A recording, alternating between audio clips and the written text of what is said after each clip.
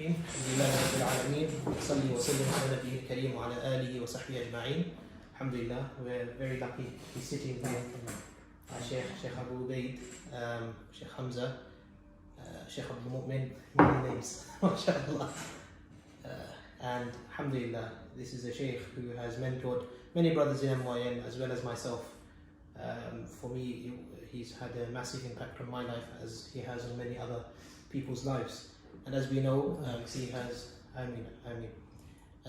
has been leading on the Fitrah Center for the better part of 5 years now, and before that had over a decade of experience in RUQYA, in helping people with ayn, with possession, with sihr, and so on and so forth. And so we're very fortunate to have him with us today. And of course, this isn't his only specialty. He's also a learned scholar of Islam, having spent many years in Egypt, in Mauritania, and so on. And again, alhamdulillah, jazakallah khair, Shaykh, for meeting with us today. It's a pleasure, it's an honor.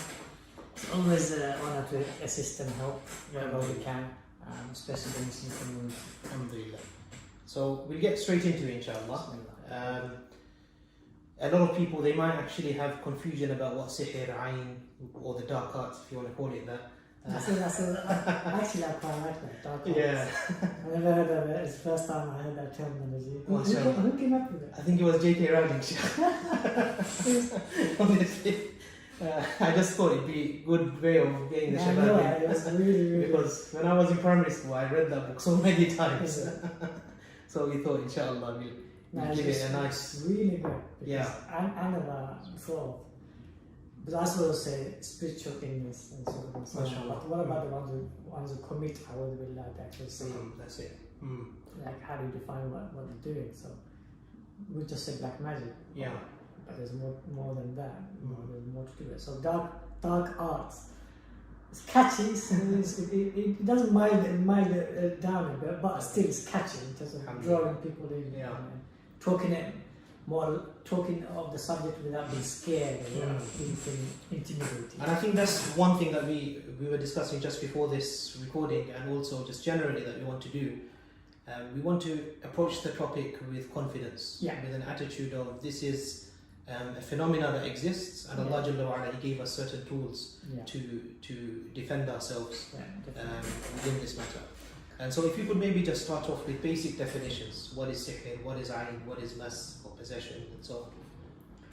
أعوذ بالله السميع العليم من الشيطان الرجيم بسم الله الرحمن الرحيم الحمد لله رب العالمين والعاقبة للمتقين والصلاة والسلام على أشرف الأنبياء والمرسلين نبينا وإمامنا وقائدنا محمد صلى الله عليه وعلى آله وأصحابه ومن تبعهم بإحسان إلى يوم الدين أما بعد. Sihr started from Babylon, originated from Babylon, and like this whole entire life is a trial for Allah to see which one of us consciously and proactively, willingly and wholeheartedly affirms the miraculous existence of Allah subhanahu wa ta'ala, and then proactively is grateful towards Him subhanahu wa ta'ala and yearns to meet Him and be with Him for eternity. So that's the nutshell of this life. And for us to really, from the depth of our souls, for us to, as intellectual human beings, rational and logical human beings, for us to proactively and consciously believe in Allah subhanahu wa ta'ala, who is veiled from us, right? There had to be a trial which had to be spiritual. Something that you can't see. Something that you can't see, but it's reality. Yeah. You see its manifestation. So one of them is soul, right? The other ones are feelings and emotions, and then the other one is the mind, not the brain. So these are all part of the human reality, and then there's physical illness by which eventually you have to rely on Allah subhanahu wa ta'ala. He can only cure, and He does cure. That's the Son Allah exists. Similarly, Allah subhanahu wa ta'ala had to give a illness in the soul level, in the mind level, by which then you affirm that there is an illness there and there is a cure for that as well, and that is who Allah himself. And then you affirm at the depth of your soul that Allah subhanahu wa ta'ala not only exists, but He's a reality more than the realities that exist today. Yeah. So essentially, that is the wisdom behind why sihr exists. The grand wisdom is for us to just recognize that just as these things you can't see and you're afraid of them, there is a greater being who controls all of these things that you can't see, but your heart should be drawn to it rather than just like Allahu Akbar. If you could maybe describe what is sihr, just for the brothers and sisters who might not know. The sihr in a nutshell is something that influences your soul and your mind, and eventually it manifests upon your physical body in a negative way. In a negative way. Okay. So it can never be positive. Sihr can never be positive. Generally no. Okay. Generally no. It cannot be positive. It's always negative. Or it will have, even if it's positive, it will have a negative consequence of the side effects. Yeah. And so I've heard that there is multiple subtypes within sihr. Yeah. Could you maybe just mention in very few words what the general large subtypes are, or the ones that you see most common? Yeah. So the most common one is sihr tafriq, which Allah subhanahu wa ta'ala mentions in Surah Baqarah verse 102. So يفرقون بين المرء وزوجه. That's the most widespread amongst families and amongst society. Okay. There's one misconception of this sihr tafriq which I'm just going to clarify. بين المرء وزوجه doesn't mean spouses only. Okay. It means anyone you're close to or you want to be close to. The sihr comes and separates them.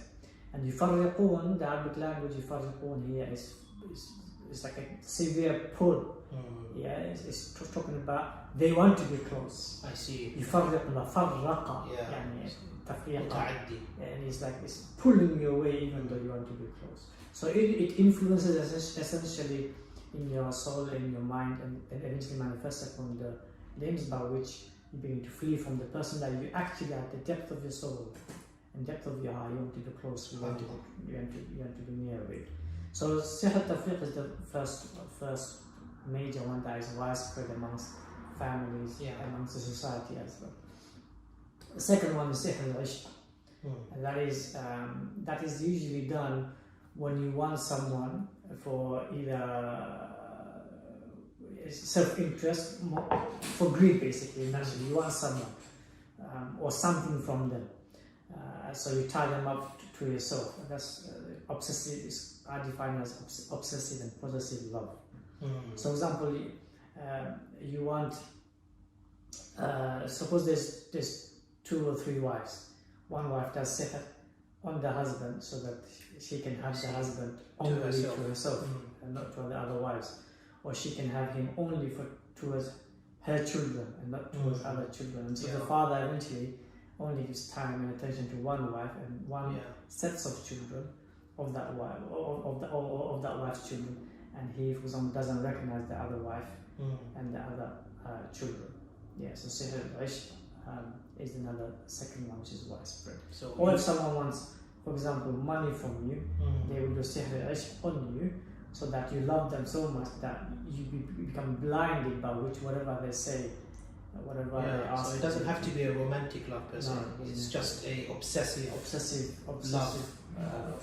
love towards unnatural as well. Unnatural inclination, a pull that whatever they say you listen and obey. Yeah. Okay. So those 2 are the most widespread, and there's another one which is slowly becoming widespread amongst the Muslim community, which is sihr al-rabt, which is, you can say, close to sihr tafriq, but it's more to do with husband and wife not being able to be intimate. So that is deadly, because obviously sooner or later the husband will divorce, or the sister, if his sihr rabt is on the husband, then sooner or later the wife will seek khula. So that is, recently I'm seeing a lot of sihr rabt recently, last couple of years. Okay. So a lot of these issues, they're actually to do with the family. Why do you think that is, Shaykh? Because whether shaitan want to. the cause, first and foremost, the root cause of it is in the beginning years, it was greed. They wanted, back home people, they did their actual, they wanted your assets or they wanted your money. Mostly they wanted your money. And then they wanted your assets. And then they wanted your daughters, they wanted your sisters or nieces for marriage. So the cause was in the beginning years in our generation. I'm sure we heard it a lot as well amongst our fathers and parents that don't go back home. If you do go back home, be careful, don't eat this, don't eat that, because everyone was scared of that sihr, that they wanted your land, they wanted your money, and then they wanted your daughters for marriage or your sons. Now there's another element added to it. Now there's envy on top of the greed, or even vengeance and revenge. So before there's greed, now the cause has become greed and envy, and then you find a lot now, say 20% is also vengeance and revenge. So if you did not give the daughter, if you did not give the son, so now they want to make your life a living. Now they want to say, okay, you did not give your daughter to us. Now we're going to prevent your daughter from getting married to anyone. So that then they do sihr rabt, sihr tafriq, sihr junoon even, which is to make her go insane, or make him go insane. So then this is the sihr that you see that is being done amongst young brothers and young sisters, especially once they have refused, the parents have refused for the daughter or for the son not to be married to so and so back home. And even in this country, you find, especially those who do it in this country, you find they're doing it not out of greed, but out of envy, and also out of revenge. More like they want to marry, like a punishment. Yeah, they wanted to marry, or you're excelling in dunya life, and maybe in the akhir life, and just want to get you down. They want to character assassinate you, so they will start doing sihr on you and your family to completely destroy you. And so we've spoken at quite length on just generally understanding what sihr is. How would you describe ayn? Ayn is not as evil intended as the first one. Because first one, the sihr is the one who goes and does it, commits it. The one who commits, obviously, they go out of the fold of Islam. The one who goes with the intention and knowing that exactly what he or she wants, and usually, by the way, it's ladies. Usually with the ladies, they're the ones that go to the magicians. They do it in a discreet manner. And I'll talk about how can you tell the signs of the one who's doing the sihr. I'll talk about maybe at the end. So the evil is intended in sihr. As for the ayn, not necessarily the evil is intended. It's simply, maybe there's lack of worship within your soul, within your heart. There may be lack of gratitude towards Allah subhanahu wa ta'ala, or Allah subhanahu wa ta'ala has given you and bestowed upon you. Maybe there's lack of humility and humbleness. All of this plays a part in ayn. So first what happens with the ayn is that you're first jealous of somebody or someone. Or you have lack of gratitude, lack of humbleness, or lack of worship. And thereby you feel jealous towards somebody, and then when you see them they're excelling in dunya or the akhirah life, you just feel this heat in your nafs, right? You don't, when they are spoken about, your face becomes dark. You don't feel happy. You feel agitated when they are spoken about, and then when you see them, you look at them and you start thinking, I wish I was there where they are, stuff like this.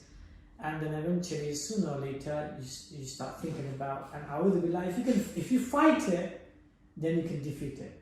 But if you leave it without fighting proactively against those feelings, then that's when you may give that person ayn. It may happen instantly, or it may happen gradually. Yeah. So this is something that obviously you don't leave the fold of Islam if you give someone ayn. No. And literally anyone can do it. Anyone can do it. You can even give ayn to yourself. You can even give ayn to yourself.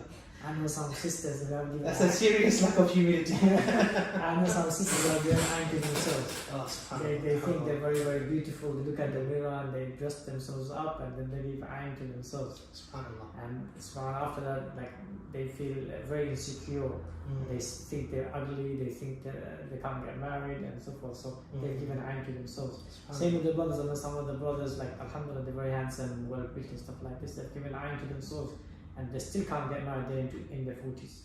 SubhanAllah. But they're giving iron to themselves. So what is the easiest way? Obviously prevention is better than cure. Yeah. So what is the easiest way? Because it's something that maybe we've even been affected by already, perhaps even more widespread than sihr. What is the easiest way for us to ward off giving ayn, firstly to ourselves and obviously to other people as well?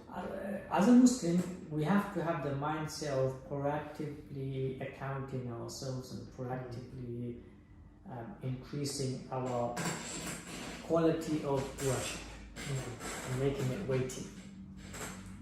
If you don't have that mindset, my theory is either you will give ayn or you'll be given ayn and you'll be affected severely. So your mindset has to be always, you take yourself into account. Always you want to increase, not worship, but increase the quality and the weight of worship. That mindset has to be there.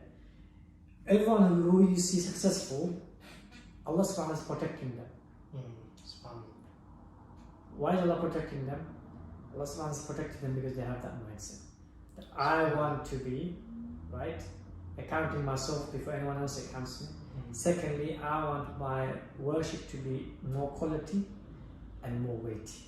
As soon as they have that mindset and they practically go and they try to achieve that, Allah subhanahu wa ta'ala then takes it upon himself to protect that individual, because he is taking upon himself to make sure that he is strong and steadfast upon the deen of Allah subhanahu wa ta'ala. And so, say for example, now you've recognized that you have that feeling, you have that heat in your heart. Maybe it's a brother, maybe it's a sister, you hear their name and you immediately feel them. Yeah. What should you do in that moment? Straight away, A'udhu billahi minash shaitanir rajim. Yeah, because in the beginning it is shaitan who has deceived you not to take yourself into account.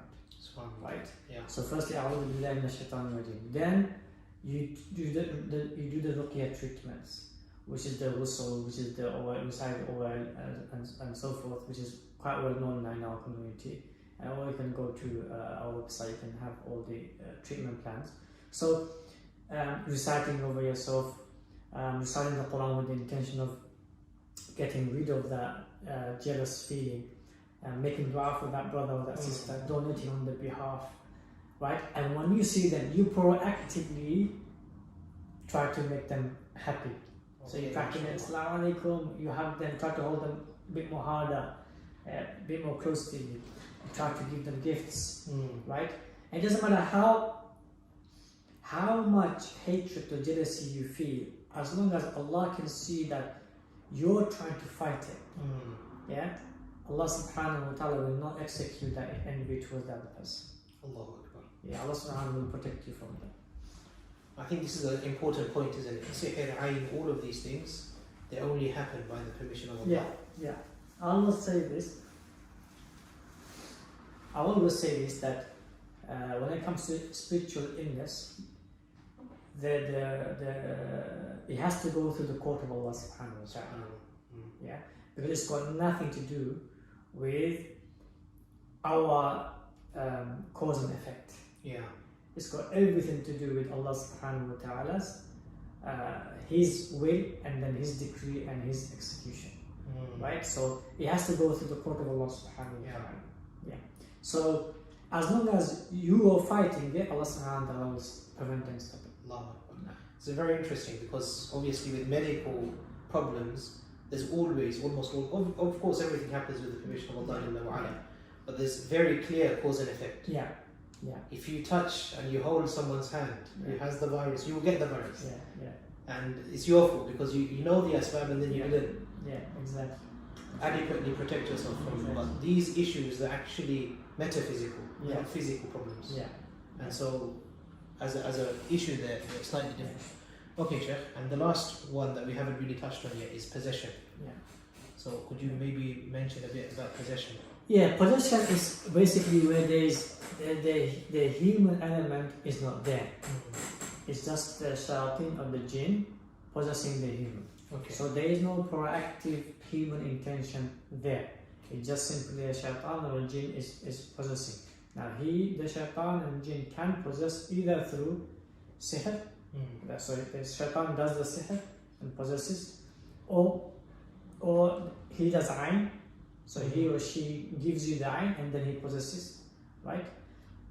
Or he possesses out of, he was harmed, right, unintentionally obviously, and then he possesses you out of revenge, right? This category is obviously how the types of and the reasons why they possess, but mainly the possession, when it comes to say mass or possession, is that it was done by a shaitan or a jinn without the element of human being intentionally being involved. Okay. Yeah. And so, what on a daily basis can a person do? So you've already mentioned about holding oneself to account, having strong, weighty worship, not just quantity but quality. Yeah. What other things, what common things can a person do, be they adhkar, Quran, if you could just maybe expound on that? Yeah, I think the most important I found is that if you have lofty intentions, SubhanAllah. Lofty intentions, like look at all the successful people from the Muslim community, they're achieving. Aren't people doing sihr on them? SubhanAllah. Of course, yes. Aren't people giving them ayn? Yeah, of course. Of course, yes. Aren't people jealous of them? Of course, yes. Aren't people envious of them? Of course, yes. Aren't they haters of them? Of course, yes. Yeah. So they have all of these people, but how comes they're achieving? It's because they have lofty intentions and they're running after those lofty intentions. Because they have the lofty intention and they're running after them, Allah subhanahu wa ta'ala facilitates them to attain it, right? And He protects them from the sihr and the ayn and all of that. So from my experience, what I've found is if you have lofty intentions and you're running after them relentlessly, persistently, right, and you're resilient and you're strong with your worship and your mental strength, then Allah subhanahu wa ta'ala begins to protect you, right? Even physical illnesses, He begins to protect you from physical illnesses, right? And so my advice to everyone is have lofty intentions for not your family. For family goes without saying, but for the ummah. I think if you have lofty intentions for the ummah, Allah subhanahu wa ta'ala begins to protect you. Right? From sihr, from ayn, from mas, Allah begins to protect you. So that would be my first advice, is have lofty intentions for the ummah. Make sure they are clear, crystal clear in your heart, and then make sure you are running after, have a plan, thorough plan, that you run after these lofty intentions and goals. Similarly, have lofty akhirah goals. So exactly where do you want to be in the akhirah? Do you want to be amongst the Muslimun only, or do you want to be amongst the mu'minun, or do you want to be amongst the siddiqun? Right? In deep depth of your soul and your heart, and then plan it out. How do you want to reach the siddiqun level? How do you want to reach the mu'minun level? How do you want to reach the highest of Jannah? You can't just expect to, get the best results in the exam. And without working. This is Allah subhanahu wa ta'ala made it very clear that what you're going to get is something beyond your imagination, right? So He expects you to work hard for it. He expects you to put everything in. And whatever, as someone is quoting the verse, whatever you've done, that's what you receive. So that he has to be proactive, he has to be conscious, he has to be wholehearted, he has to be your willingness and determination and persistence and resistance and defiance and steadfastness to attain and achieve. So, intentions of this dunya life for the ummah, and then the purposes of the akhirah life. Why does that matter? Because how grounded you are in this dunya life will depend how grounded you are in the akhirah life. Tangible purposes you have behind them. So, for example, you want to achieve in dunya life, for example, you want to achieve a court system for the Muslim community. You want to achieve a judicial system for the Muslim community, right? Okay, what is the ultimate intention behind that? So you want to achieve, that's lofty intention. What is the intention behind that in the Akhirah? What do you want in the Akhirah? So in the Akhirah, what you want is that Allah subhanahu wa ta'ala places you beneath the Arsh. Allahu Akbar. On Qiyamah Day. Now, even if you're tested in dunya life to establish the court system, you're tested, you're being tried. You're steadfast because you want what? You want the Shaykh. You want the Shaykh. That will ground you on the dunya trials. SubhanAllah. That will ground you. But if you don't want that, and if you're not clear what you want in the Akhirah life, the trials of dunya will just pull you down. Pull you down, then you give in and give up. So, let me summarize it again. So, lofty intentions, and then behind those intentions, lofty purposes of the Akhirah. It has to be very tangible. Tangible meaning that in your heart is settled. Okay. There's no wavering. There's no ifs and buts. It's settled. When you can do that, then you become unstoppable. Allah. And Allah subhanahu wa ta'ala will eventually protect you. Yeah? That is a true mu'min. That is a true mu'min. They can visualize the Akhirah. Yeah? So Rasulullah said, "Man ta'budu Allah ka'annaka tarahu." Yeah? So as if you can see Allah subhanahu wa ta'ala. So if you can see Allah, then you can see the reality of the Akhirah. Yeah? So that's the first. Second is tawakkul. Tawakkul. No harm comes to you except by the will of Allah, the creation of Allah, the decree of Allah, and then the permission of Allah. Allahu Akbar. 4 levels. Yeah. No harm comes to you except these 4. And the last one, the 5th one, whatever Allah executes on you, it is for your best interest. Allahu Akbar. That has to be yaqeen. You have to have yaqeen. It's so hard. But you have to work on it. You have to work on it. You have to work on it. You have to fight it. You have to fight it. You have to fight it. That whatever Allah has decreed upon me, as long as I'm a Muslim or a Muslimah, it is for my best interest. Why? Because there is no comparison of this dunya life with eternity. There's no comparison. You cannot compare. So what Allah wants for you is eternal pleasures and delights, which is nothing but thawab with Allah subhanahu wa ta'ala in the Akhirah. For that trial you will go with. So even if Allah subhanahu wa ta'ala was to try you for 1,000 years in this life, or 2,000 years, or 50,000 years, that's nothing compared to the eternity of the reward that you get for this.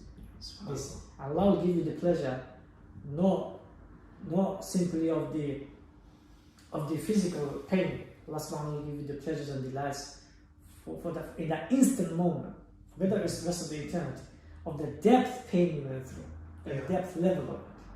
So give you the quality of the pleasure, of the severe of the pain. Right? So that will be in the moment, in lahza you forget about all the pain of 1,000, 2,000 years. What about the rest of the eternity? Right? As Rasul made it very clear, as soon as a person went through the worst of pains, lahza, in the moment he puts him in Jannah, and he asks, asks him, did you go through any pain, any agony? Lahza, moment, he's not in Jannah. For a moment, so puts him in. He said, La ya Rab. Now, Allah doesn't teach him to say La ya Rab. He actually says it from the depth of his soul. I can't remember the pain I went through at all. La ya Rab. Okay? So this is the Allah we're talking about. So you have to work with your heart that whatever Allah has decreed on me, executing on me, it is for my best interest. He loves me more. Who loves you more at the moment? Your mother. Like my mother loves me more than anyone. Allah loves me more than my mother. Guaranteed, yaqeen. You have to have that yaqeen. Allah loves you more than your mother. And just as your mother would have put you through useless difficulty, leave it with Allah. Jalla wa ala is doing it for your greater reason. Right? So that has to be there after the lofty intentions, that tawakkul. After that, you can take any other means, be it spending time with your friends, be it companionship, be it salah, be it recitation, be it taking the means. You can do whatever you want afterwards. It will help you, it will assist you. But if you don't have those first 2, it doesn't matter what you do afterwards, you will still slack, you will still lag, you will still feel lethargic, you will still feel tired, you will still feel fatigued, because your inner anchor isn't there.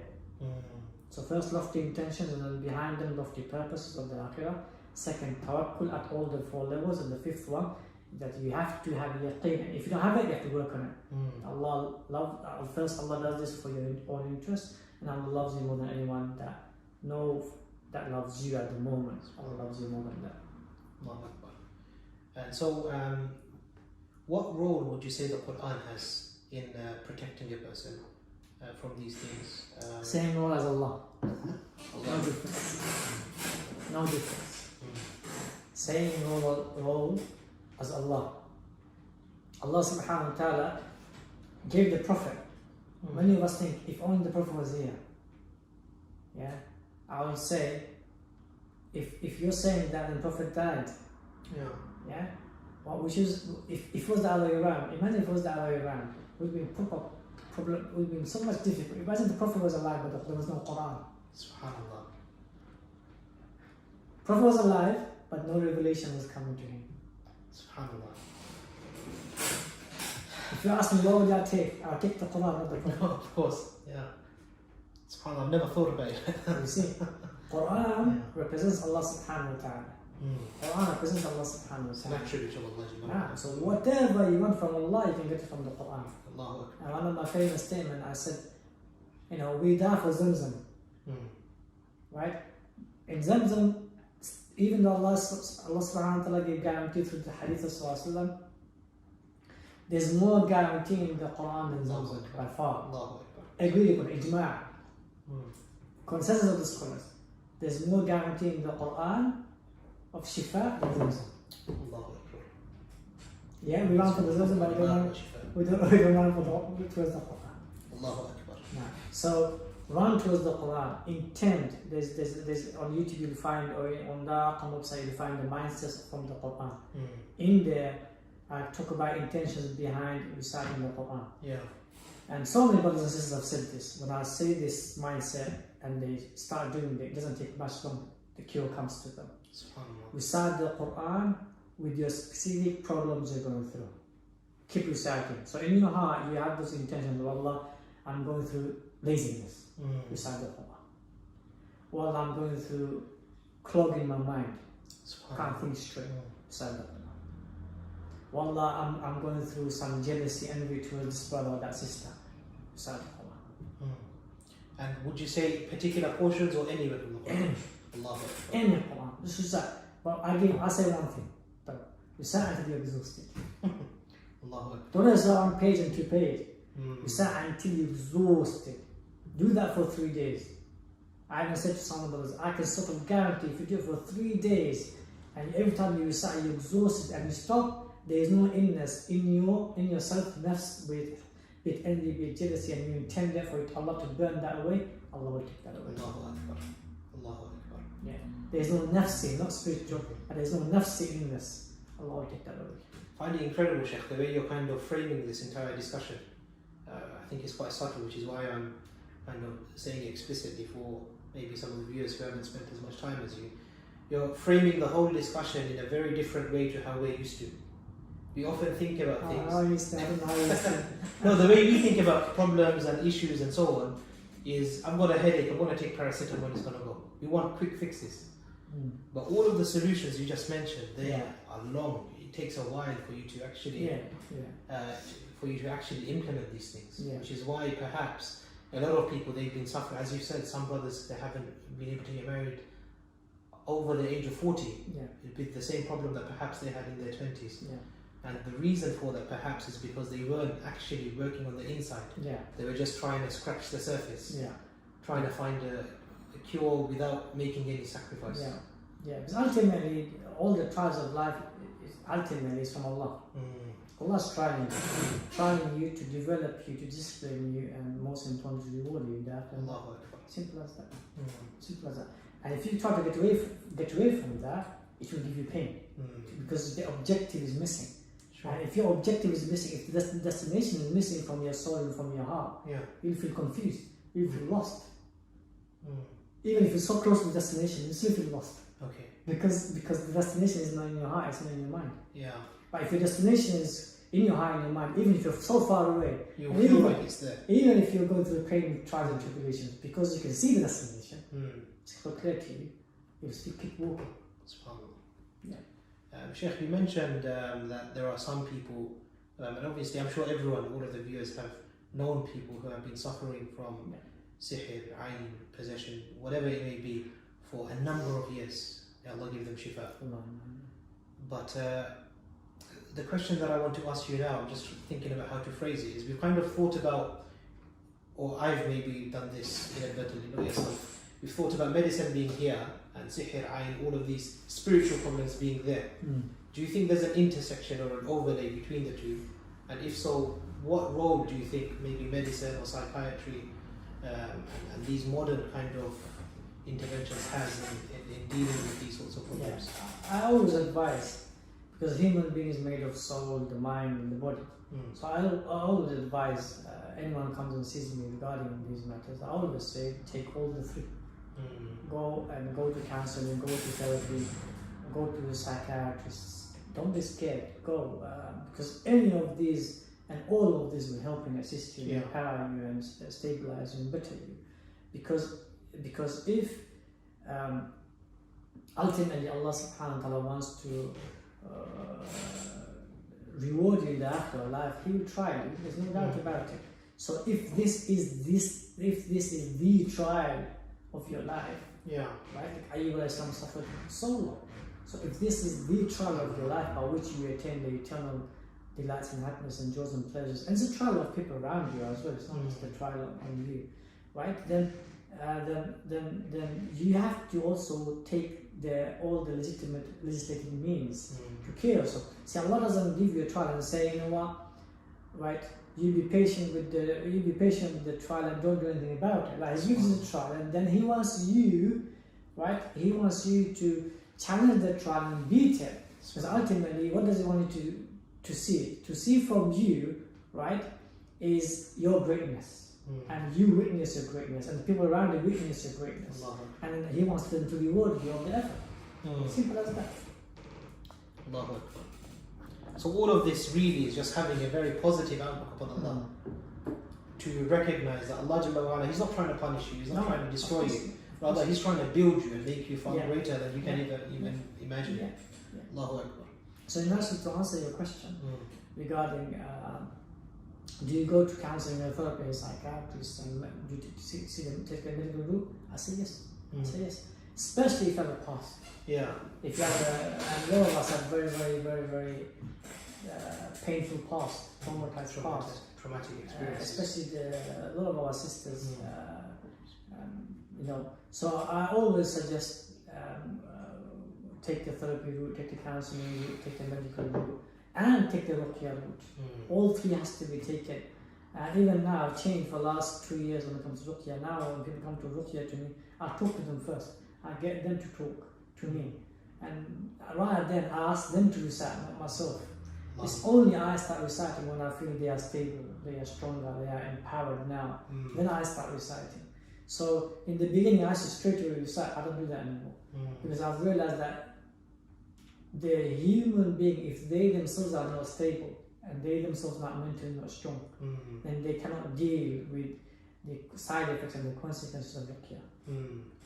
Because what RUQYA does, it attacks the sihr, the evil eye, the shaitan directly. Because the power of the Quran is goes direct.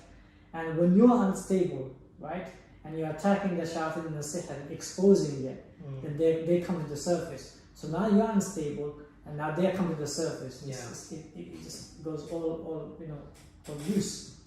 So I always now advise is go to counseling, go to therapy, go take the medical route, and go to a RUQYA that understands the human psyche and how it works, and then slowly, inshallah. Personally, I think even the most severe cases that I've dealt with, you know, if everyone cooperates, that the patient cooperates, the family of the patient cooperates, right?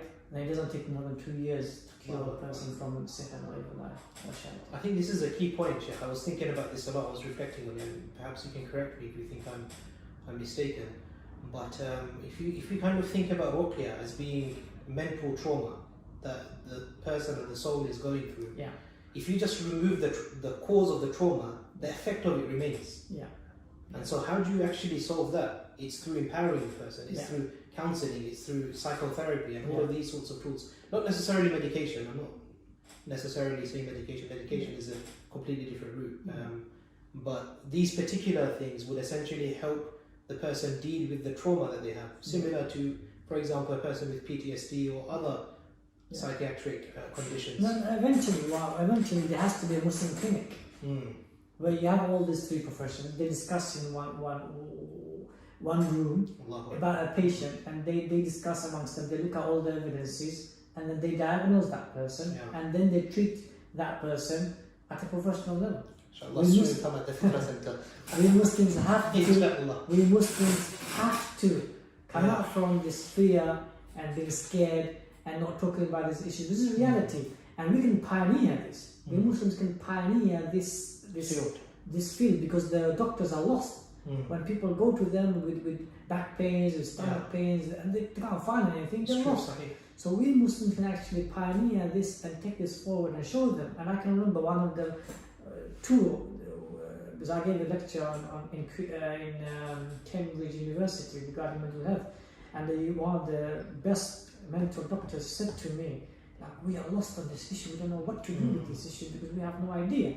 And another doctor, another time, he said to me, subhanAllah, that mental illness is rising, rapidly around the world, and they have no idea. And the only community that they see finding results, but they don't know how to, is the Muslim community. Muslim community solves it, but they don't know how they solve it. It's ajib. So all we have to do is establish, as a community, we have to establish a clinic, right, where we have all these professionals coming together, working together, and then finding solutions individually and collectively upon the patients and the families. And then we can have a data which we can tell everyone, look, this is the data, these mental illnesses can be cured, and this is how we cure them. I think this is key, really, this multidisciplinary team, where you have people from different professions coming in with their own expertise and bringing everything that they have to the table. Exactly. Allahu Akbar. I think that's the way forward. This is a nice lofty intention for any viewers. If you anyone, want to hold it forward. Anyone out there, obviously, we're calling you and asking for help and assistance, because obviously there's a lot of money needs to be put in that, a lot of investment. Also need a lot of professionals to come forward and to break the stigma, and also to break this fear that we have to break it. Because someone has to do this. Someone has to be steadfast and strong, and some of the communities for the kifaya upon us. Because otherwise, families are breaking apart, and sooner or later we'll have to do this anyway. So I think this is the best time for us to come together, because we have the resources, we have the finances, we just have to come together and effectively work together and establish it, inshallah. Okay, alhamdulillah. I think we're getting towards the last 15-20 minutes, inshallah. So is there any maybe points that you want to say, any nasiha, any advice, perhaps even of your own experience as being a RUQYA? Maybe some of the people watching, if you don't know, I'm a medical student, so I'm obviously trying to go down that route, the more physical route. Perhaps some brothers and even sisters are thinking about going down the spiritual route of becoming a RUQYA. What advice would you give them from your own experience in being true in that cause, being a fake, basically? I tried to say it in a more nice way, and then I just couldn't find it. May Allah always assist us and help us to help the humanity and help the Muslim community. Firstly, what I want to say out to everyone is involve the family. Involve the family. If you're a patient, if you're suffering, involve the family. Talk to your friends, your companions. As a community, we have to talk about this subject. Right? I've been, people, even I don't like talking about RUQYA, because that's not only my, that's not expertise, but that's not only the field I want to talk about. Right? That's not I've got so many other topics I want to talk about. But the only reason I'm talking about this topic so much is because I want to get rid of the fear. I want to get rid of the stigma. I want the community to be involved. I want the community to be brave and to have that defiance against the shayateen. Yes, shayateen is ruthless and merciless, right? At the same time, we can be ruthless and merciless against the shayateen. So we have to come out and not show that fear of the shayateen or things that we can't see. And we as a community have to come out and be brave and strong. They'll fight us, we'll fight them back. We have the iman, the tawheed, the ibadat, and the practical means, which is the Quran, and then the oil and the black seed oil, all of that we have to fight the sihr and the shayateen, and also the evil eye. We have this. So we as a community have to come forward. The only way we can come forward is the more we talk about this. So you patients have to speak about it. You families have to speak about it. Friends and companions, we have to speak about it. The scholars, even the scholars are scared about this topic. 99.9% of the scholars don't know about this topic. Right? Because I'm in most of the scholars groups of the UK. And as soon as this topic comes out, they're like, oh, go to the doctors. That's not the solution. And recently I had to be very vocal against some of the scholars and say, look, that's not the solution. Right? Because when you say that, they come eventually, their patient, you waste 10, 20 years of their life. Then they eventually come back to the RUQYA. Because they know that only RUQYA can solve this issue, or RUQYA can solve this issue. Sometimes medicines can even make it worse. If it's not the right cause, they're based on the symptoms. The symptoms look like a mental health problem, so they're giving those medications. It's just... and if you go down the line of Aqidah, it can be more problematic. Right? You're not believing in something which is Allah subhanahu wa ta'ala and Rasulullah made it very clear. So it can be very problematic. So we as a community have to talk about this issue, have to be brave, have to get rid of the stigma, right? And have to get rid of the fear that we have. That's number one advice to everyone. Second advice, as if one wants to be raqi, firstly I will say you should be the patient. If you were the patient, or you had someone in the family who was the patient, then you have first-hand experience. No scholar or no psychiatrist or medical doctor can deceive you. You know exactly what you went through. You saw, ليس خبرك المعاينة, as Rasul said, as the proverb is. So what you witness is not like what you heard. You've witnessed things, and obviously through my experience, I can give you so many examples of things that I've witnessed in my life, which is out of this world. No one will believe it, but I've witnessed it. So no one can come and say to me it's a lie, or it's fake, or it's not true. But I've witnessed it. I don't know, we witnessed it once or twice. I've witnessed it for 20 years of my life. So I know how cunning the shayateen are. I know how deceptive they are. I know how ruthless they are, and how merciless and evilness. Is there a definition of evilness? Yes, there is. Shayateen. They are the definition of evilness, right? So, my advice, if you want to be raqi, is either you are the patient, or you had someone around you who was ill, like your mother, like your father, like your brother, like your sister, or like your wife, or like your husband. Then, they got cured, and now you're going to become a raqi, no problem. Other than that, I would say don't get involved. SubhanAllah. Why do you say that, Shaykh? Why do you say don't get involved? Because you will have to experience these things, and if there's a natural fear, there's a natural process of fear of what you don't know. You have to break through. Okay, I see. And because that patient or that person has already experienced that natural fear that he or she had to break through, they're in a better position now to learn the theory and then learn the practical. And then it's all about now experience. Okay. And being trained by another expert. So they're already ahead of you.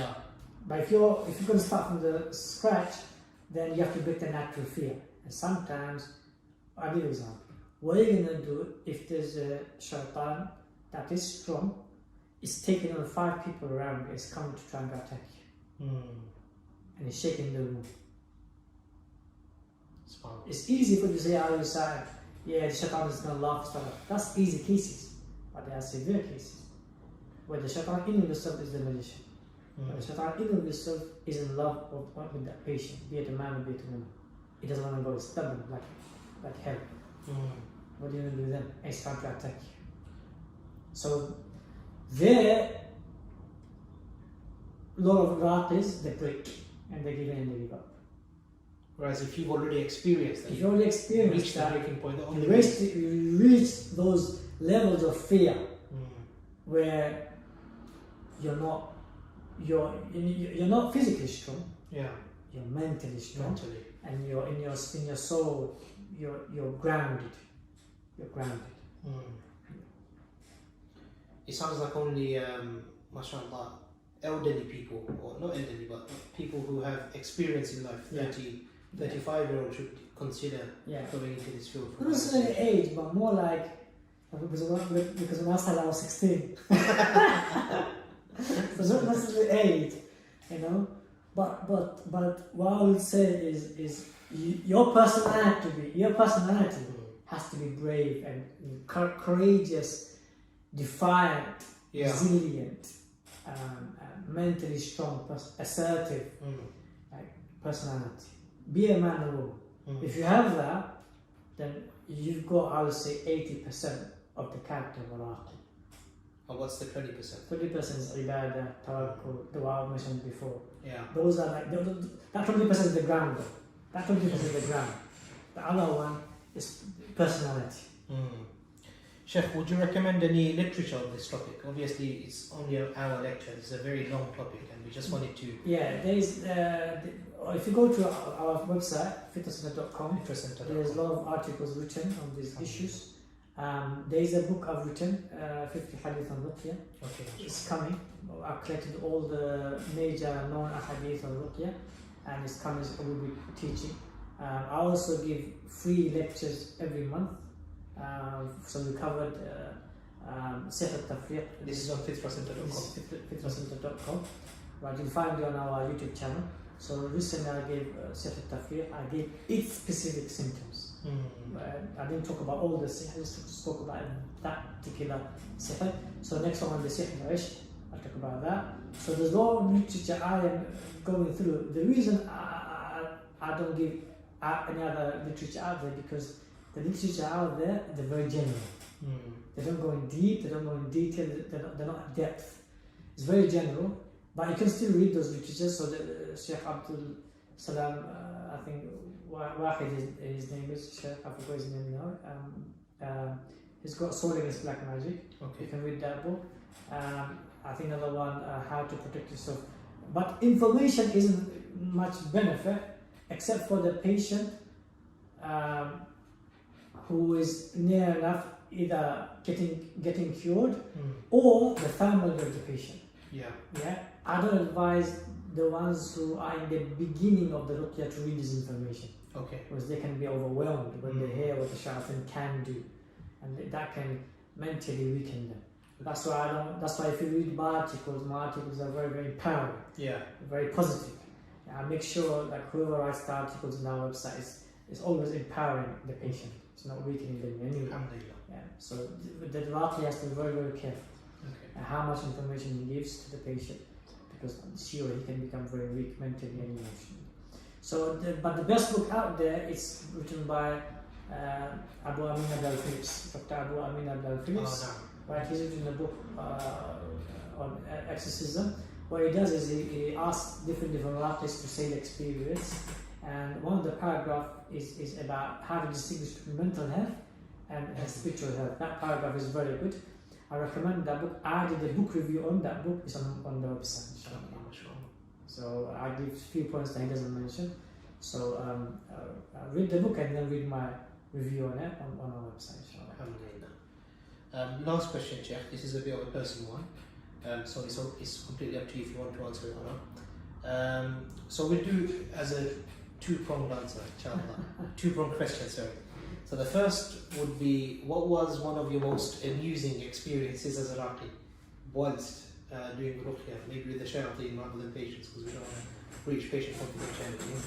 And the second one, and this one maybe might be a bit even difficult for you to speak about, one of your most toughest experiences as a RUQYA, from your own personal experiences with the shayateen. The funniest one was, so I was doing RUQYA on the sister, and she has sihr of Tafriq and Rabt, right? So it's a severe case, and then I got a call about the brother. The brother, rahimahullah, passed away in his sleep. He was a young brother.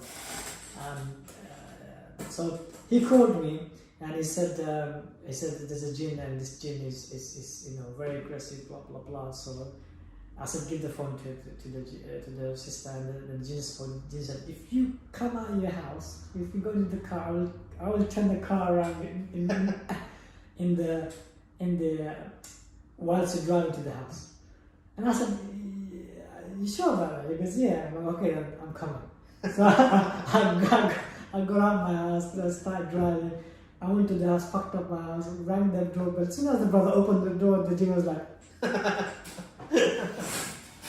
I go, what's happening? You know, why are you huffing and puffing? Like, what's happening? So I started reciting. Eventually, obviously, started crying. That Jinn was 9 years old. He was a girl. But look at the huffing and puffing that it was doing. The bravado. Yeah. So that's what they do. The vast majority of the weak jinns, they're at the front, they're not at the back.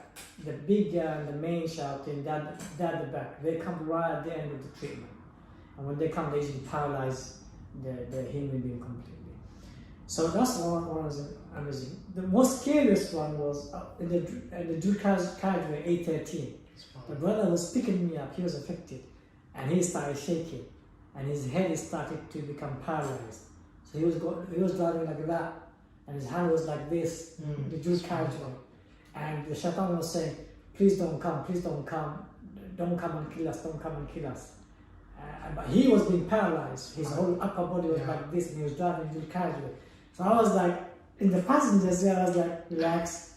I was calling his name. I was saying, just relax. I'm not here to kill you. I'm not here to burn you. We'll just talk about these things and we'll see what happens. So he was, I was saying to the brothers, like in the group, in the Fitrah group, I was like, brothers, you know what happened today? Yeah.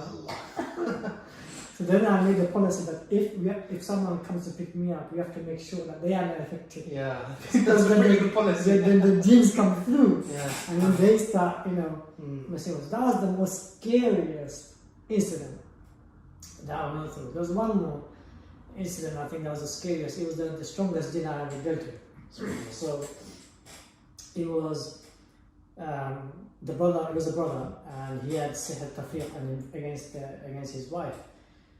So the brother was not physically built. It was medium but thin, right? Yeah. And you couldn't see that he was so strong. But somehow when the shaitan came, the whole room was to shake when the shaitan used to come, and the sheer scream from the shaitan was like, oh, and it was like, it was nothing I ever heard. Since the day when I was 16, that was the most severe case that I dealt with, and then this was the most severe case. I see. So this 20 years, imagine, I didn't know. Since the age of 16, that was the most severe. That's the first one. The first one I did when I was in deep end. I was put in the deep end, right, straight away. Yeah. I had to do something about it. So one day I'll tell that story. And then since then, this was the most severe case in terms of jinn, in terms of shaitan. There was severe case in terms of sihr. I don't know, shaitan itself, this was the most severe shaitan. There were 2 big brothers, sometimes 3 big brothers, they couldn't hold the shaitan. From the get-go, he was trying to come and attack me. And he was doing everything to come and attack me. And he was so strong. When it comes, you can tell it's only coming, like it's coming inside the body from the back. And for the back, it's so huge. So it's not actually in the body. It's not, it's just its eyes is in the body. Its arms are in the body, but its actual body still has not come in yet. It's so huge, and it's like lifting the brother up, lifting the chair, lifting the other brothers were holding him down. The big brothers, and this small guy is not that big. It was lifting, and for the first session, the second session, and the third, I did 3 sessions. That's the most amazing thing. I thought it's going to take me 2 years to cure this issue, but it took 3 sessions, right? Look at the power of the Quran. It took 3 sessions.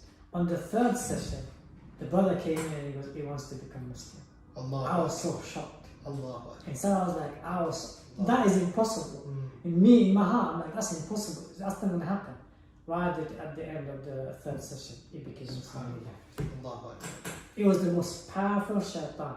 I won't call it shaitan because it became Muslim. It was the most powerful jinn I ever dealt with. And the most powerful was the 16 one, not 16. So until then, this was the most powerful jinn that I ever.